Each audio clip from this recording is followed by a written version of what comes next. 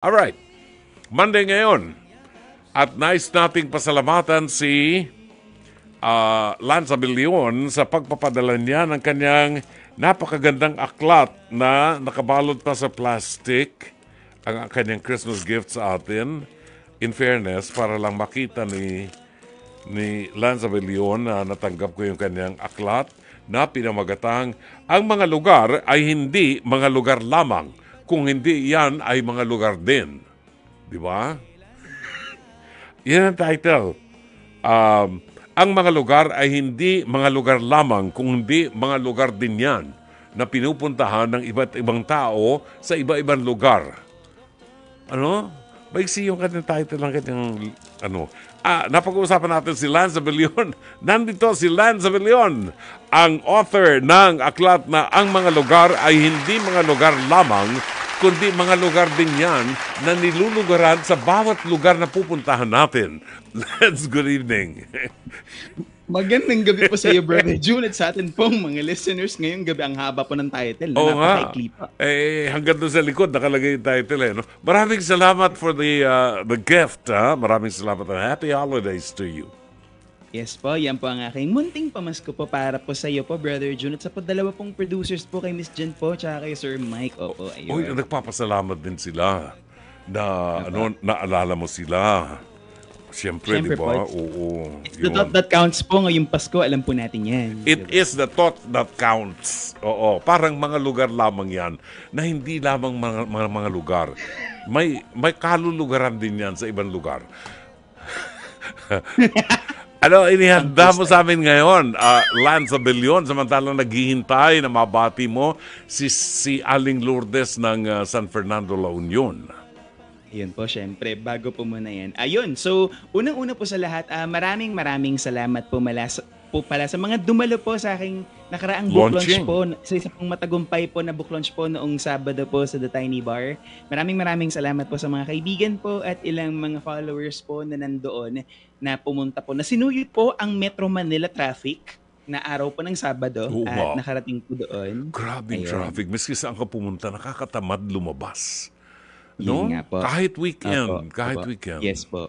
Totoo po. Pero syempre po, yun nga po, nag-launch po tayo. Mm-mm. So, ang ibabahagi ko po ngayon, tula po ngayong gabi, ay mula pa rin po sa aking kakalunsad lang na aklat last Saturday. Ito po ay pinamagatang yugto na kung saan inilentulad ko po ang bawat karanasan po natin sa buhay sa iba't ibang klima at panahon. Mm-hmm. Pakinggan natin. Here is Lance Abilion.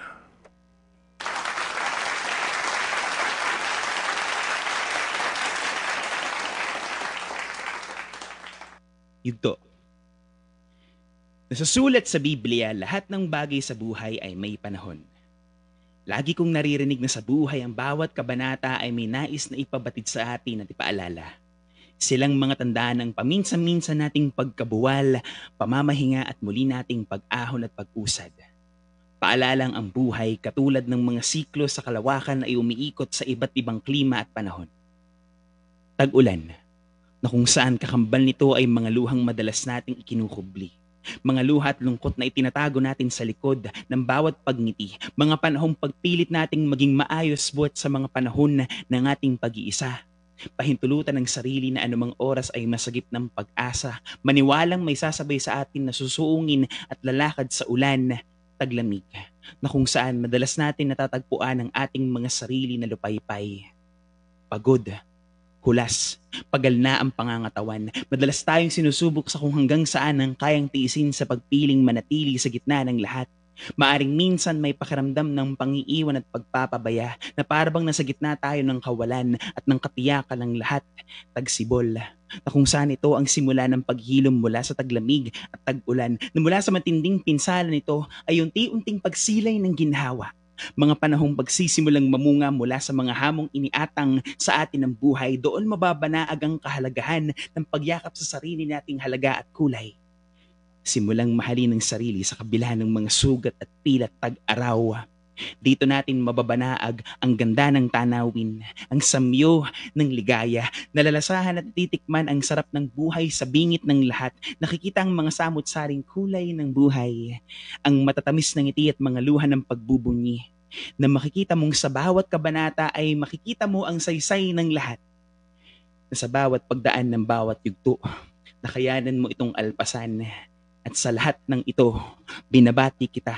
Sa pagpiling manatili sa bingit ng bawat taglamig at tag-ulan at sinasalubong mo ang bawat tag-araw, binabati kita. Na pinili mong kumutan ang sarili ng pag-asa, binabati kita. Nakatagpo ng masisilungang tahanan ng pag-ibig, binabati kita. At sa bingit ng lahat ng ito, hindi man natin pansin, ay nakatunghay lamang ang Diyos. Siya na hindi man natin ramdam ay hawak niya tayo sa kanyang mga kamay.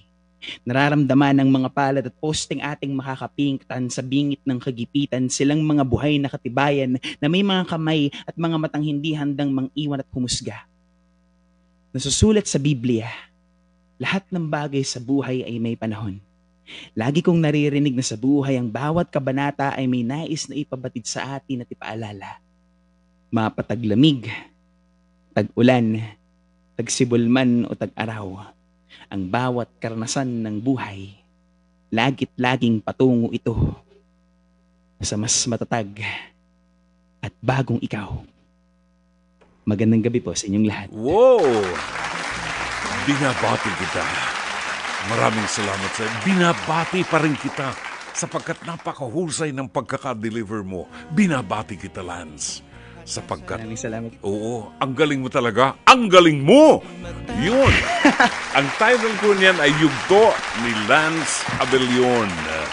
At yung kanyang available ho, yung kanyang aklat na ang mga lugar ay hindi lamang mga lugar lamang na lulugaran natin. Ano? Yun. Ayun po. Ito ang kanyang libro na in-launch over the weekend. Ang title, ang mga lugar ay hindi mga lugar lamang. Binabati kita, Lance. Yun po. Maraming salamat po. Yes po, available na po. Official na po ang kopya ng ang mga lugar, hindi mga lugar lamang po. Sa halagang 175 pesos na may plus shipping fee syempre. Oo. Depende po sa inyong lokasyon at lugar syempre. Kung gaano po kalayo ay medyo lalaki po ng kaunti ang inyong Ganun ba shipping yun? fee na. Oo, pagka mas Yes malayo, no?